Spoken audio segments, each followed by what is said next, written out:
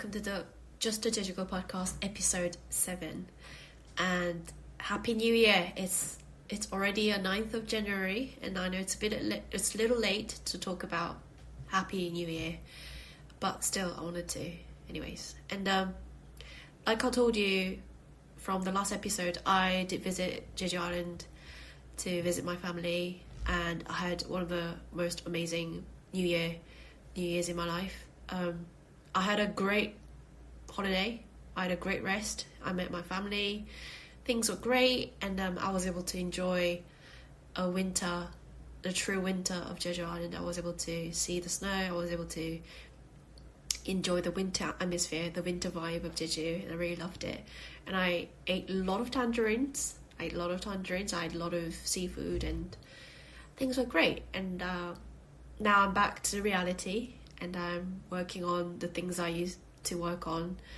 And it's been already 9 days since the new year started. And honestly, I'm so curious about what people thinks about New Year's Day after becoming an adult and after becoming a full-time job worker. I wonder, is it normal to feel this numb about New Year's Day? Like, I remember when I was a primary school student, or when I was middle school, like whenever I was a student, I could like very acutely feel the holiday vibe, the Christmas vibe, that feeling of, oh, the old days are gone and now new days have came. But it somehow is disappearing every time, like every year that's coming, and I can't get off the feeling that I'm becoming very numb to the feeling of Christmas days and New Year's days. And it's a bit sad to accept the fact that I'm getting more boring and boring, but you know, things are changing and the feelings are changing. But still, like I think on the last episode, I guess not, I think it was like Christmas episode, I talked about my Christmas day being alone, and but thankfully on New Year's Day I was able to enjoy it with my family. I have a bunch of family. I have a big family members in Jeju Island. I have 14 cousins, so you would be able to like imagine what my family gathering is like. So I had a great holiday with my family on Jeju Island, and I wonder about you guys. New Year's holidays. How was it like? And like I said, I'm back in reality again, and I'm recording a podcast again. And like I've been thinking about this week's topic again, like I do every day. I literally think about the podcast topic every day. And I came up with this, and I always want to talk about it with my friends or my family, or you know, if I were able to like write a book, then I always wanted to talk about my experiences on friendships. And yeah, that's this week's topic, which is what I know and learned about friendship. And I have a very complicated relationship with friendships, not only because friendship is complex just itself, but I think I've changed a lot in terms of friendship in my life. I was that kind of girl who was obsessed with friends. Like, to me, like, friendship meant everything.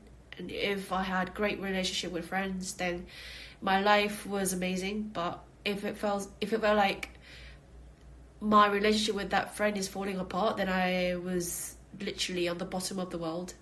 I was literally like crying, and wasn't feeling good. And I even felt like I was meaningless person, that I am not lovable in certain sense. And yeah, to me, like, friendship meant everything since I was a little kid. And I think during school days it was quite intense. Like, friends, I think I was obsessed with making friends and tried so hard to maintain them.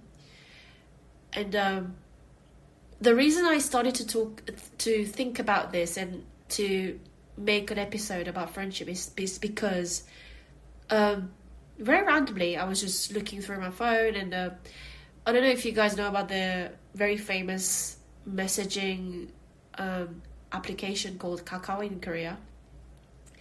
It's basically a WhatsApp in Korea, and it's not really limited to message application. It does everything from shopping to what else, like social media stuff. So it is almost everything. If you want to live in Korea, the first thing you should do is to download Kakao.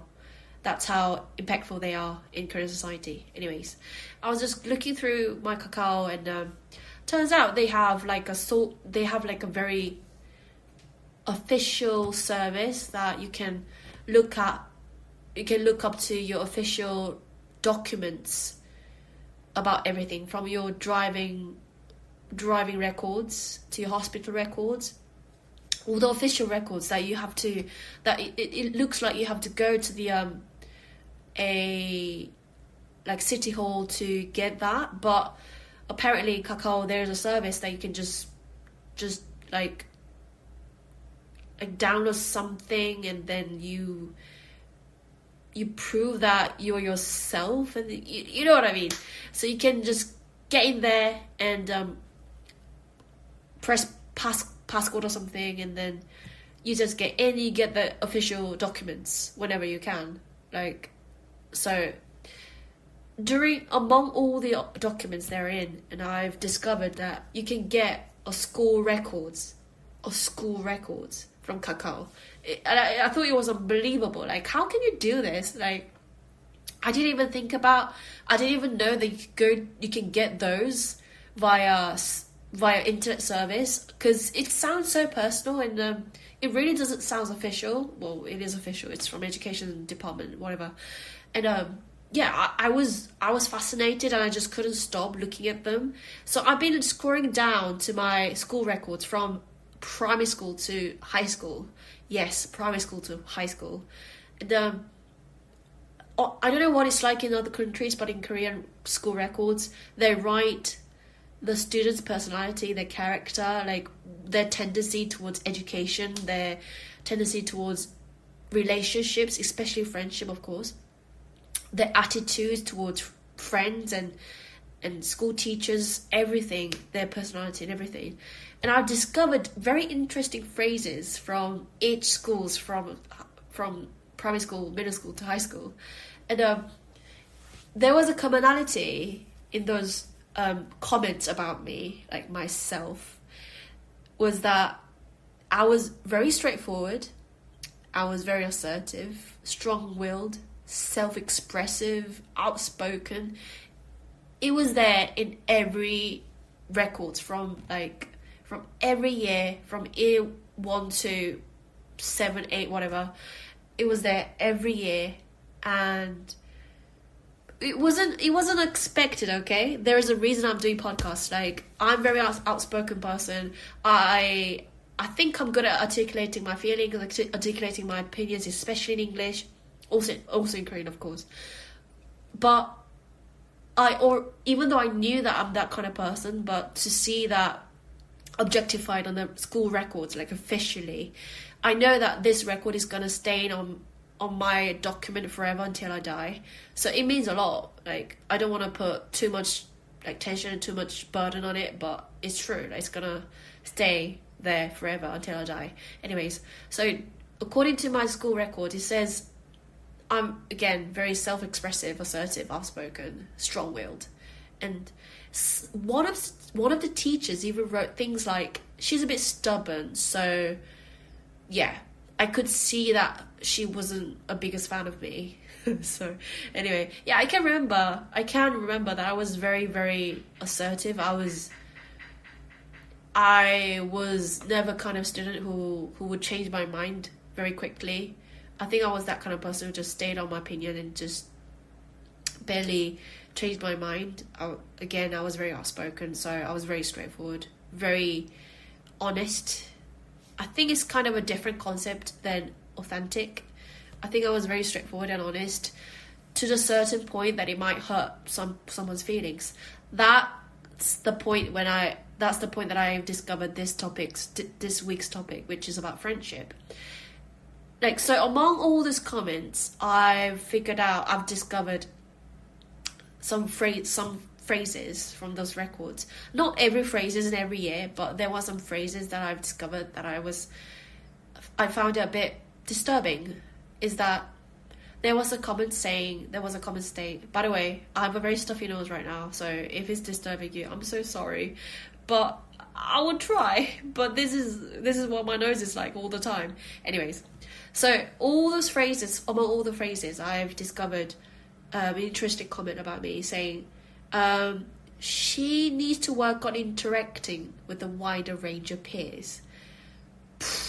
Like, that blew my mind. Like, what do you mean? I was 10 at that time, and I try my best to look back what kind of friends I had and what kind of person I was when I was 10. And come on, that is almost 20 years ago, and I try my best, right? And yeah, right. Like, at this point, like 27-year-old, I can remember that I had a bit of argument. I did fall apart with some friends, and I remember it was quite a intensive argument, and I can remember I didn't really get along with various people.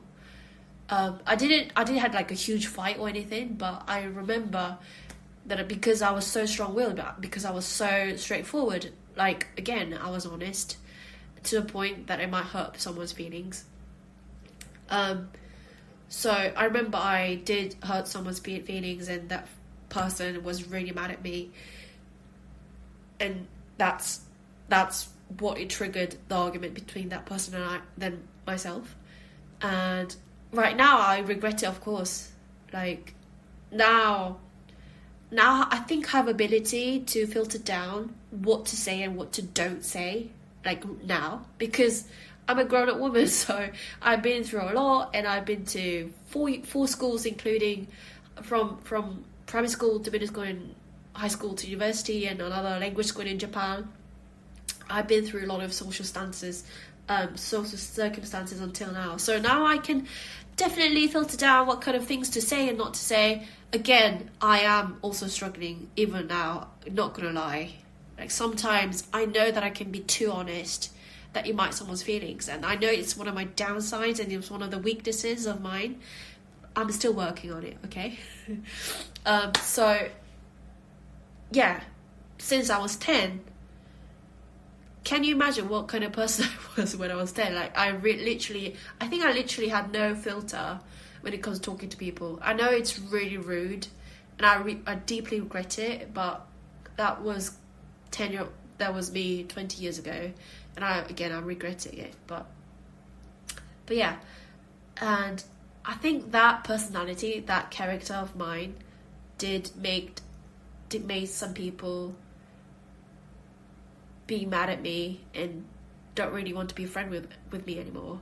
And I totally get it. Like, even if I was myself's friend, I don't think I want to be a friend with me as well. I think I was really bad at making friends happy. I was really bad at, like, maintaining friendship.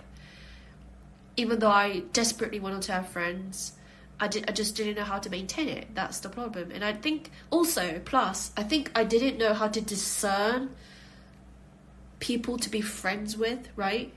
Because I was young and I loved people all the damn time until I was a baby.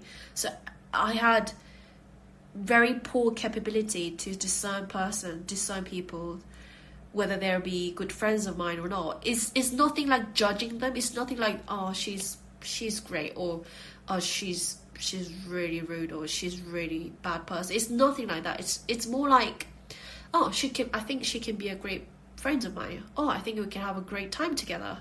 That's the discernment that I'm talking right now.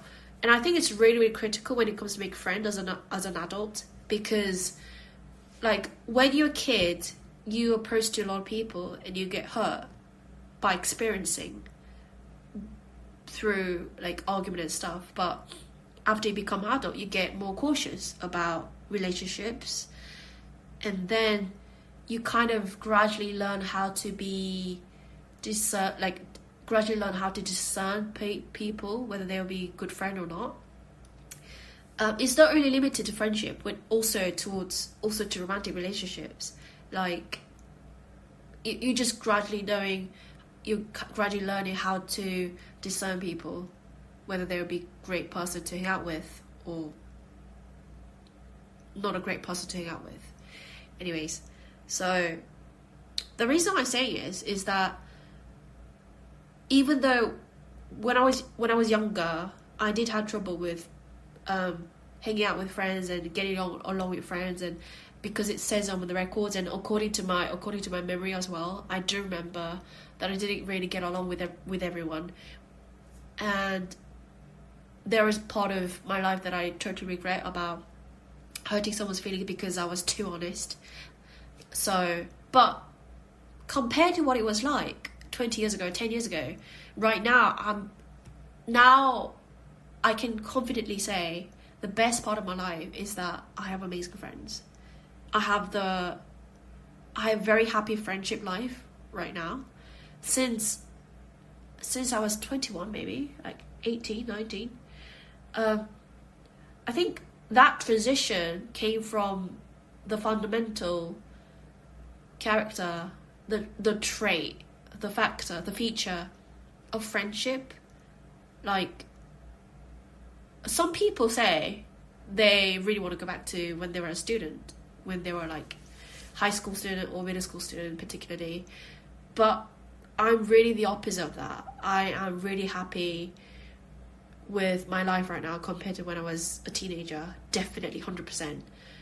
And the major reason for that is because I'm so content and happy with my friendship right now, and I have the best group of friends right now, and I'm more than grateful that I've those amazing friends, and to be able to enjoy my life with them is the happiest thing of my life, the best thing of my life right now. And I was curious about that transition, like what made me to be more happy with friendships compared to when I was a teenager. And I came to think of it, and I've analysed the reason for that. And the first one, it was that, like, when you're a teenager, when you're a school kid, you have no choice to just stay in that tiny little classroom with 20 or 30 or maximum 40 kids in that tiny room for the rest of your day. Like, if you're a high school student in Korea, that means you're gonna stay in that tiny room with 30, 40 people for maximum 15 hours every single day, to Monday to Friday. I really can't imagine how did I tolerate that lifestyle 20 years ago? And yeah, it's very alarming. Don't send your kids to Korea if you wanna. Don't send your kids to Korea, because it's like a half joke, but like, it is a bit depressing, isn't it? Just staying at that tiny room with 30, 40 people in that tiny room for 15 hours a day. It is a bit depressing. I'm not saying I had a depressive school life, but come to think of it, I just can't stop thinking that how depressive environment that was for 17, 18 years olds. Anyways, so when you're students, you just have no choice to stay there forever with a group of people that you didn't choose to be along with, and that's the important part. Like, you have no choice to stay there with a person you didn't had a choice to be with, right? So even if you hate her so much, even if you find her really, really alarming and really, really disturbing, you have no choice. You have to stay there for 1 year, 1 freaking year. Like, in the office, it's so frustrating to just be in the office, even though you get paid. Come on, even though you get paid, it's so disturbing and frustrating, annoying to stay with a person that you find it really rude, or someone that has a bunch of red flags, and someone who you find it really, really alarming. The fact that you stay there is already frustrating, annoying, like unbelievably annoying. But the fact that you have no choice to stay in that classroom for 1 year with the people, and some of them are really, really bad, not a good match with you, and to be like that for a year, can be longer than a year if you are designated to the, if you're allocated to the same classroom the next year, then it's even worse. So I think I really hated that system. I think I really hated it, and I just can't imagine how people can tolerate that environment for years and years when you're a student. Because I heard no one talking about this. I heard no adult grown-ups talking about, complaining about this system, about being stuck in that classroom with someone that you hate, or someone you find it alarming or disturbing for years and years. So you literally, basically, you have no choice when it comes to friendships. You're just stuck there.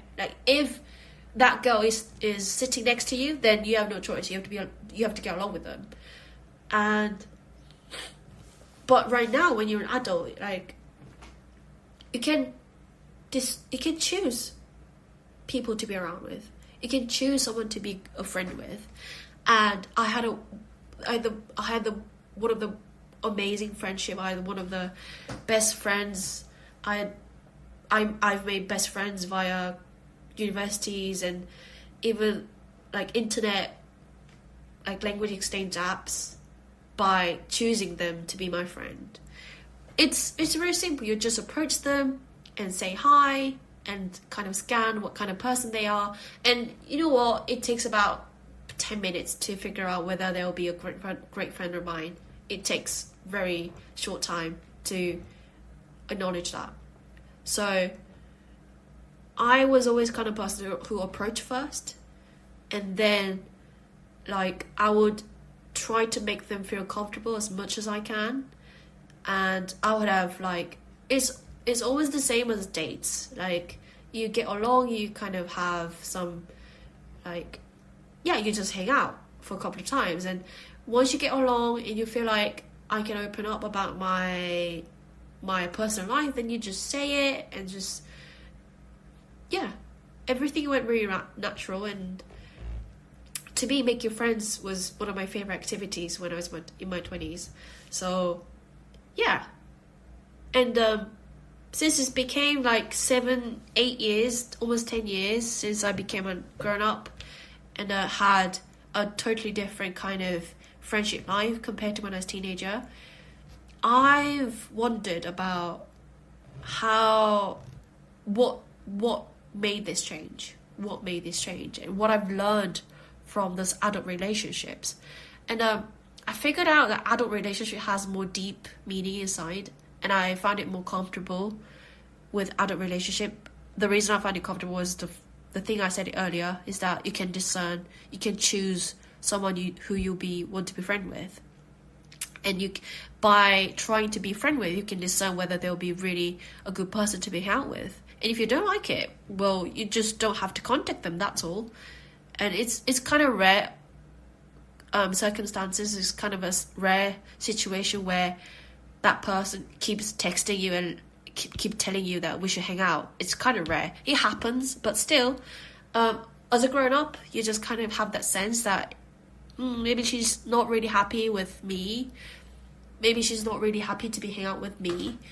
But anyways, so eventually I'm more comfortable when it comes to adult friendships, and I find more deeper meaning inside. It's not like I don't have any high school friends. I think I mentioned on the last episode, but it's that obviously, of course, I have schools from high school and middle school, but I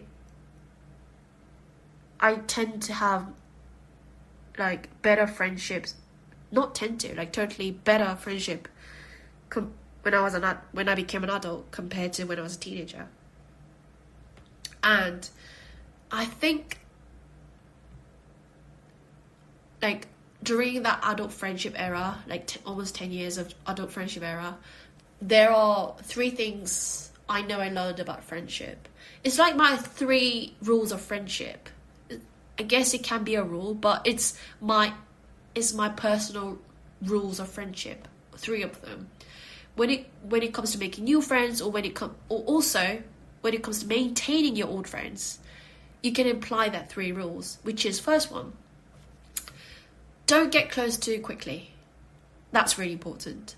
I've learned that the faster you get close to that person, you kind of lose the tendency to be with their friend in the long term. Do you get me?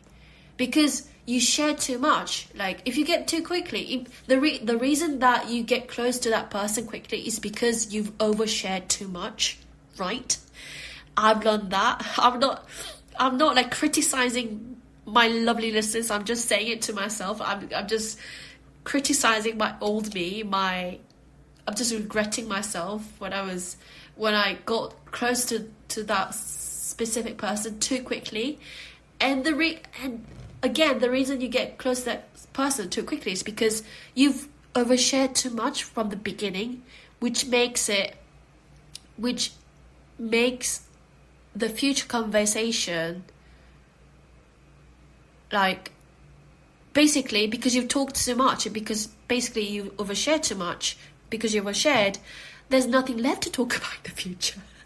Literally, because you talk too much, because you overshared too much, there's less and less things to talk about.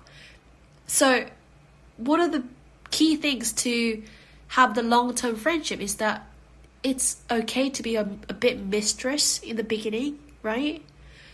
Because it prolongs the conversation, the future conversation, the future wonderful conversation that you will have with that person in the future. And that's what makes friendship interesting. That's what makes that person more entertaining to be around with. So it is kind of wise to be a little bit mistress in the beginning. I would say first several months. And yeah, just trust me, you can try that. It's really good. Try it. Don't overshare, because in terms of entertaining, in terms of interestingness, it's not good. Don't overshare it. Just leave it till you feel like, right, it's okay to say this because I am very comfortable with her. She looks comfortable with me. So share it. So first one, don't get close too quickly. If you open up too much, overshares, it's very unlikely that friendship will last in long run. It was always like this for me. Like, all of my best friends, all of my great friends right now were the friends that I didn't really find them as a great match, an amazing like compatibility together. But those are the friends that took me a while to get to know them, or like sufficient amount of time to get to know them and to figure out what kind of person they are. So if you want to have like a really meaningful, warm, long-term friendship, then try to be a little bit mysterious in the beginning, and gradually open up about your personal life, your opinions, and kind of let her be comfortable with me first. That's really important.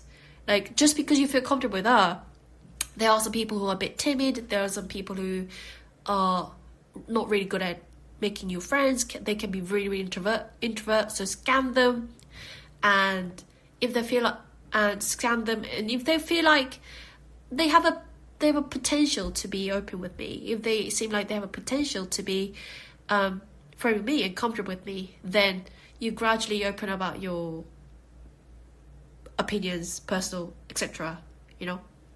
So that's my first rule, and I'm sure everyone can imply that to their personal friendship lives. I'm sure of it, because, like, also in love, like, if you fall in love too quickly, I know love is a very strong feeling. It's very strong, intensive feeling that you cannot control, but it also doesn't drive to a long-term romantic relationships in my experience as well. So it's very similar. Friendship and romantic relationship are very similar, come to think of it. So yeah, try a little bit more cautious and a bit more mysterious in the beginning, and kind of let her be comfortable with me and let me to be more comfortable with her. Just discern whether you guys can be a great friends to each other. And then if you feel like she's great, she's amazing, or he's amazing, then you can gradually open up. So that kind of relationship, the relationship that I love the most right now. It takes time. Yes, it takes time, but it's worth it. I can confidently say it is worth it. So try it. So, and the second one is that expect nothing from them.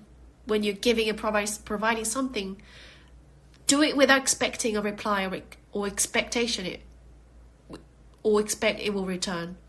Right, so that is also a major feature of the friendship rule that I have, is that people tend to expect a reply, or people tend to expect a appreciation or validations because you already gave them before.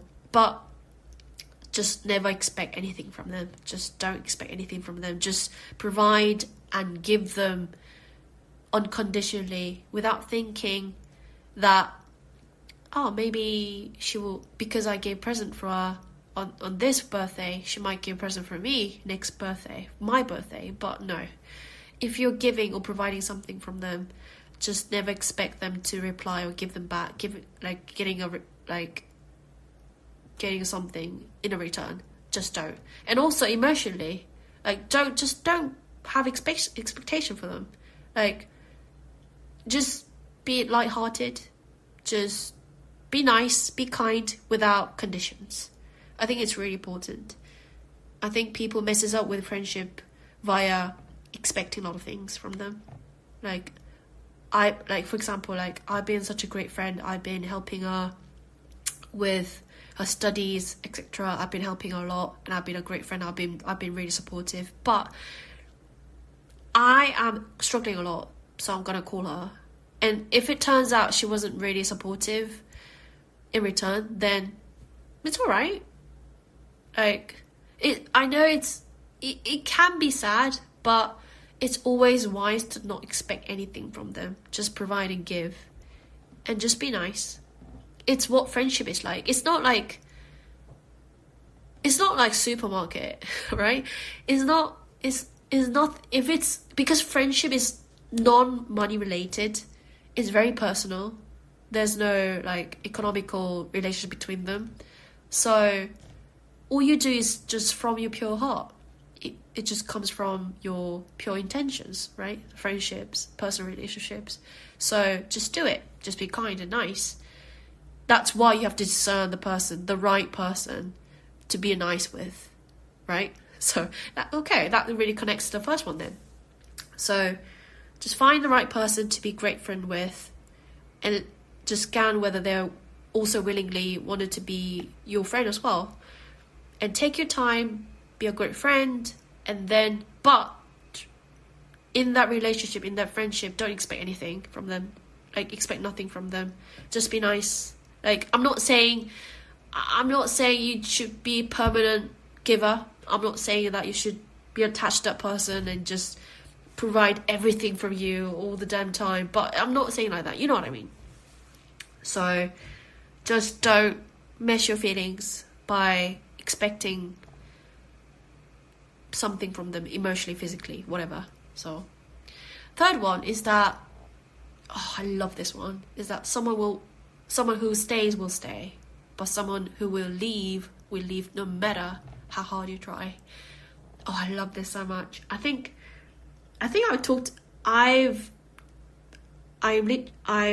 recently texted with my friend about, so basically she was struggling with a friendship breakup, and honestly I think friendship breakup is harsher than a romantic breakup.